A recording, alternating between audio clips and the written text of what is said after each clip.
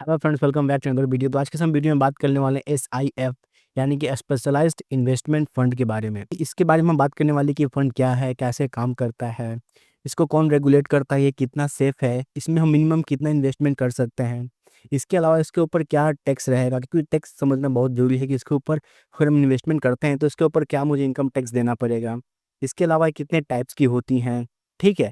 बहुत सारी चीज़ें बात करेंगे इस वीडियो में हम एसआईएफ के बारे में, तो प्लीज़ इस वीडियो को एंड तक जरूर देखिएगा। ये वीडियो बहुत ज़्यादा इन्फॉर्मेटिव होने वाला है। तो चलिए हम स्टार्ट करते हैं। तो सबसे पहले हम ये समझते हैं कि एसआईएफ होता क्या है। तो देखिए, एसआईएफ एसआईएफ जिसको हम लोग कहते हैं स्पेशलाइज्ड इन्वेस्टमेंट फंड, ठीक है। ये काफ़ी स्मार्ट और इनोवेटिव इन्वेस्टमेंट तरीका है। अब हम बात करें कि यहाँ पर एक तरीके का नया टाइप ऑफ इन्वेस्टमेंट है, यानी कि न्यू टाइप ऑफ इन्वेस्टमेंट है, इन्वेस्टमेंट ऑप्शन है, जिसको इंट्रोड्यूस किया है सेबी ने 2025 के अंदर। यानी 2025 के अंदर सेबी ने एक नया इन्वेस्टमेंट इंस्ट्रूमेंट लाया जिसको हम लोग कहते हैं एसआईएफ स्पेशलाइज्ड इन्वेस्टमेंट फंड। अब ये क्यों लाया गया? ऑलरेडी मार्केट के अंदर इतने सारे इन्वेस्टमेंट ऑप्शंस हैं, इंस्ट्रूमेंट है, क्यों एसआईएफ के अंदर? देखिए, जो इसका मेन मकसद है ये इसलिए लाया गया है क्योंकि जो हमारे पास रेगुलर म्यूचुअल फंड है, जो हम म्यूचुअल फंड के अंदर इन्वेस्टमेंट करते हैं, ठीक है, उससे थोड़ा सा हमें बेटर रिटर्न मिल पाए, थोड़ा सा बेटर रिटर्न मिल पाए और एक हम स्मार्टर स्ट्रेटेजी फॉलो कर पाए अपने प्रॉफिट को बढ़ाने के लिए, यानी कि अपने रिटर्न को बढ़ाने के लिए। इसलिए यहाँ पर लाया गया है।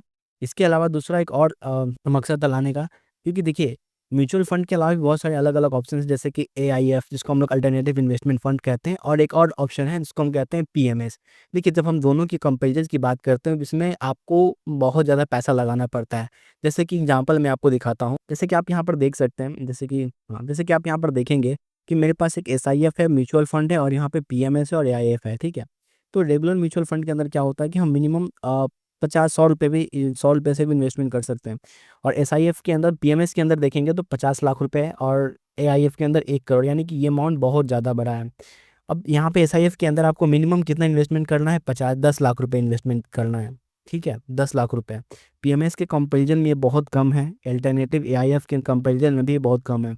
यानी कि जब मुझे अगर म्यूचुअल फंड के इसके अलावा किसी दूसरे फंड में इन्वेस्टमेंट करना हो जहाँ पे मेरे को थोड़ा ज़्यादा रिटर्न मिल सकता, मेरा कैपिटल जो थोड़ा ज़्यादा सेफ रह सकता, उसके अलावा मुझे एक डिफरेंट स्ट्रेटजी, मतलब वो इन्वेस्टमेंट डिफरेंट स्ट्रेटजी फॉलो करता हो, एक नॉर्मल म्यूचुअल फंड के कंपेरिजन में एक अच्छा स्ट्रेटजी फॉलो करता हो, तो वो इसके लिए सबसे जो बेस्ट है एक एसआईएफ है जिसको। तो यहाँ पर जो मेन मकसद लगाने के लिए कि जैसे आप यहाँ पर देख सकते हैं कि यहाँ पर जो इन्वेस्टर्स के इसको लाया गया क्योंकि बेटर रिटर्न मिल पाए, एक स्मार्टर स्ट्रेटजी मिल पाए जो कि रेगुलर म्यूचुअल फंड में नहीं मिलता है, तो इस एसआईएफ के अंदर वो चीज़ हमें मिलती है।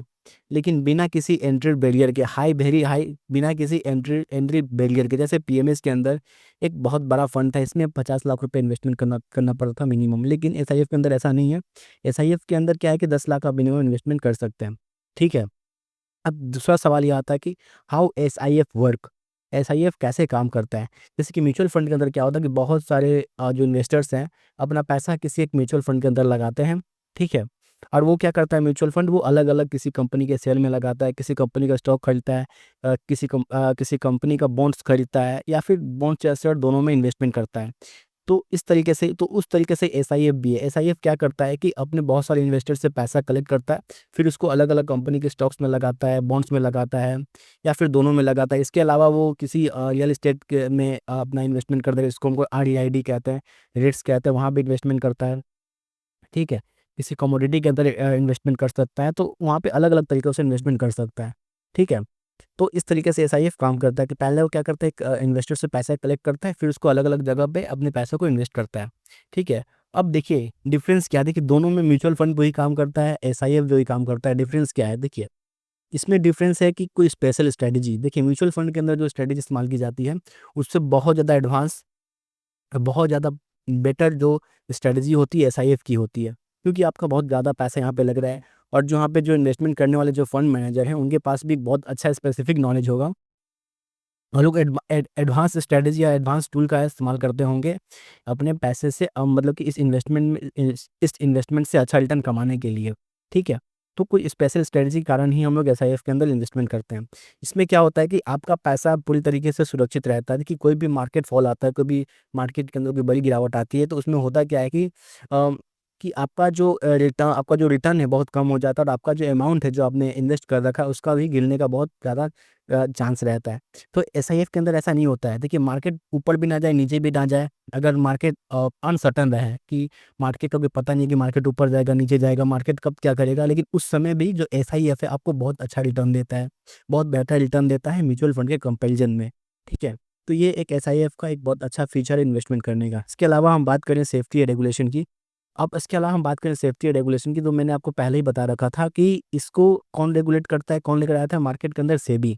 मतलब अगर किसी भी इंस्ट्रूमेंट, फाइनेंशियल प्रोडक्ट को सेबी रेगुलेट करता है, इसका मतलब ये है कि वो जितने भी इन्वेस्टर्स के पर्सपेक्टिव में जो उनके लिए अच्छा हो, इन्वेस्टमेंट के पर्सपेक्टिव से जो अच्छा हो, जैसे जो उनका रिस्क डिस्क्लोजर है, क्या रिस्क है, ट्रांसपेरेंसी, रिपोर्टिंग, वो सारा का सारा काम कौन देखता है? सेबी देखती है। यानी वो देखती है कि क्या ये जो फंड है, ये जो कंपनी है, ये उनके पैसे को, इन्वेस्टर्स के पैसों को सेफ रखती है या फिर नहीं रखती है, क्या-क्या चीज़ें इसके अंदर रिस्क हैं, वो सारी चीज़ यहाँ पर सेबी क्या करती है? देख-रेख करती है।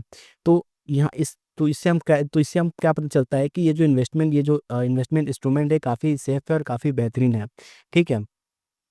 अब इससे क्या होता है कि देखिए, कोई भी अगर चीज़ सेबी रेगुलेटेड है, तो यहाँ पे इन्वेस्टर्स को एक कॉन्फिडेंस मिलता है कि हाँ, ये सेबी रेगुलेटेड है, इसमें कोई रिस्क नहीं है।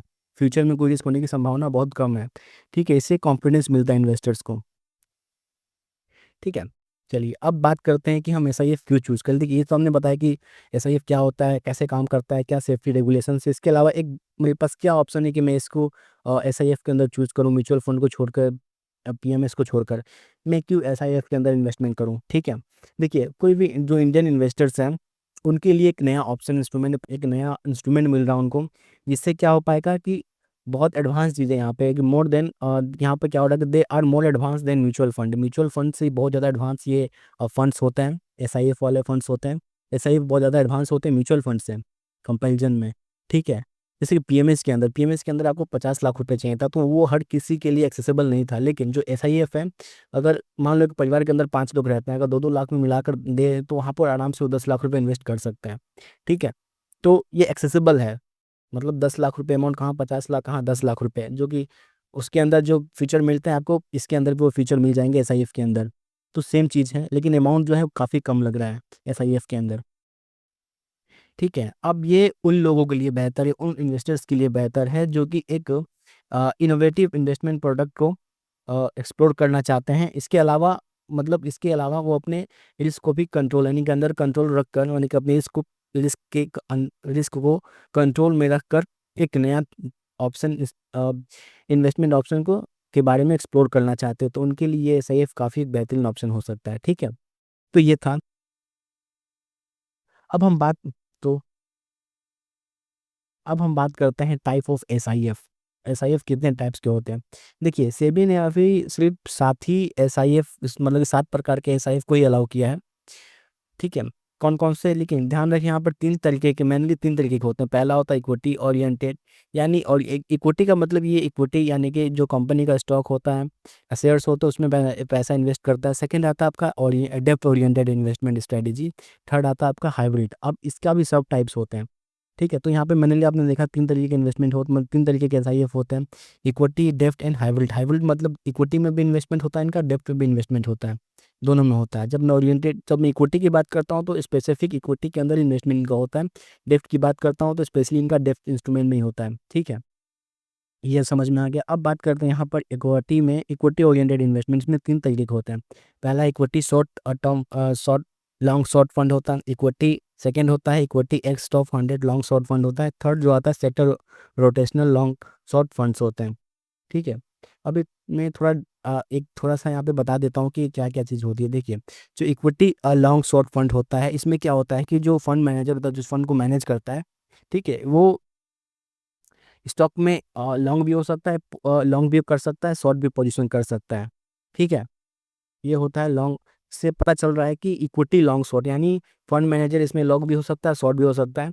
सेकंड आता है आपका equity x top 100 long short fund, यानी कि यहाँ पे जो फ़ोकस है वो इक्विटी के अंदर है, वो कंपनी जो टॉप 100 कंपनी है, ठीक है? उनमें भी लॉन्ग शॉर्ट स्ट्रैटेजीज़ में अप्लाई होती है। थर्ड आता है sector rotational long short fund, यानी कि यहाँ पर सेक्टर के बेसिस पे इन्वेस्टमेंट होता है, ठीक है। मान लो कि कभी कभार क्या होता है, कभी आपका देखेंगे आईटी का स्टॉक्स, आईटी की तो आईटी इंडस्ट्री काफ़ी तेजी बूम में रहती है, कभी उनका ट्रेंड रहता है। कभी जो ईवी सेक्टर है, जो ईवी सेक्टर है उनका बूम काफ़ी रहता है ट्रेंड में। तो जैसे जैसे जिनका जिनका ट्रेंड आता है वहाँ पर इनका इन्वेस्टमेंट, यानी उन सेक्टर्स के अंदर, उन कंपनियों के अंदर इनका इन्वेस्टमेंट होता है इक्विटी से रिलेटेड। अब बात करते हैं डेप्थ के बारे में। तो डेप्थ का मतलब देखिए, डेप्थ मतलब डेप्थ इंस्ट्रूमेंट, जहाँ पे आपको फिक्स रिटर्न मिलता है। इक्विटी से मतलब इक्विटी से यहाँ पे कम रिटर्न मिलता है। इक्विटी के कंपैरिजन में यहाँ पे आपको कम रिटर्न मिलता है, लेकिन यहाँ पर आपका पैसा थोड़ा सेफ रहता है, ठीक है। तो उस तरीके से होता है। उसके बाद सेक्टरल आ जाता है, यानी कि कोई स्पेसिफिक सेक्टर, रीजिंग शॉर्ट, कोई स्पेसिफिक सेक्टर, मान लो कि बॉन्ड्स के अंदर इन्वेस्टमेंट होता है इनका, सिर्फ बॉन्ड्स के अंदर ही होता है। तो अलग अलग चीज़ों में इनका इन्वेस्टमेंट होता है, लेकिन वो डेप्थ इंस्ट्रूमेंट के अंदर आता है। इसमें रिटर्न थोड़ा कम मिलता है, लेकिन इसमें आपका कैपिटल सेफ रहता है। दूसरा आता है हाइब्रिड इन्वेस्टमेंट स्ट्रेटजी। इसमें दो तरीके की होती हैं। पहला होता है क्या, एक्टिव एसिड एलोकेटर, एक होता है हाइब्रिड। अब ये दोनों को मैं डिफरेंस बताता हूँ क्या होता है। देखिए, जो एक्टिव हाइब्रिड होता है कि ये डायनेमिकली क्रॉस करते हैं, यानी कि इनका जो इन्वेस्टमेंट होता है वो इक्विटी के अंदर, देखिए हाइब्रिड का मतलब होता है कि इनका इक्विटी के अंदर भी होता है इन्वेस्टमेंट, डेप्थ के अंदर भी होता है। तो जैसे यहाँ पर इनका क्या हो रहा है, कहाँ का इन्वेस्टमेंट करते हैं, इक्विटी के अंदर, डेप्थ के अंदर, डेरिवेटिव्स के अंदर भी करते हैं। एडिट जैसे मैंने रियल एस्टेट में बताया था, वहाँ पे होता है। कमोडिटीज़ के अंदर भी करते हैं, कैश एंड कैश इक्विवेलेंट के अंदर करते हैं। कैश एंड कैश इक्विवेलेंट के अंदर वो इन्वेस्टमेंट जो 1 दिन के, 2 दिन के लिए, 4-5 दिनों के लिए होता है, वो इन्वेस्टमेंट करते हैं। यानी कि ऐसी जगह पैसा लगाते हैं जहाँ से उनका जो पैसा 2-3 दिन में वापस चला आता है, यानी कि उसका मैच्योरिटी पीरियड 2 से 3-4 दिनों का होता है।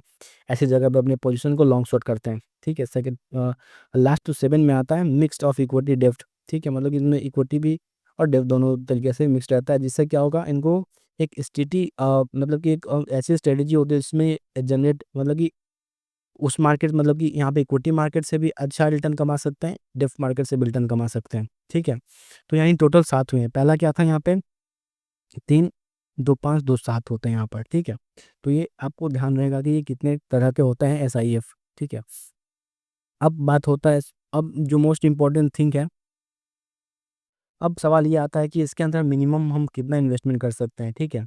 मिनिमम आप इसके अंदर, जो देखिए सेबी ने एक, मतलब ये सेबी ने रेगुलेट किया है, सेबी ने इंट्रोड्यूस किया है, तो सेबी ने ही मिनिमम अमाउंट यहाँ पे लॉक किया है कि minimum, SEBI has said minimum investment requirement is 10 lakh पर इन्वेस्टर्स, ठीक है। पर इन्वेस्टर 10 लाख इसमें इन्वेस्ट कर सकता है, ठीक है। उसके अलावा जो जैसे हम कंपेयर करते हैं पीएमएस के अंदर, तो पीएमएस के अंदर मिनिमम आपको 50 लाख रुपए और यहाँ पे इन्वेस्टमेंट करने वाले थे, लेकिन एसआईएफ ऐसा नहीं है। एसआईएफ के अंदर आप 10 लाख की यहाँ पे कम, मतलब 10 लाख रुपए का मिनिमम इन्वेस्टमेंट कर सकते हैं, ठीक है। SIF open the door to wider audience of individuals and family, ठीक है। इस तरीके से भी यहाँ पे इन्वेस्टमेंट किया जा सकता है, ठीक है। अब हम बात करते हैं यहाँ पर टैक्सेशन से रिलेटेड, ठीक है।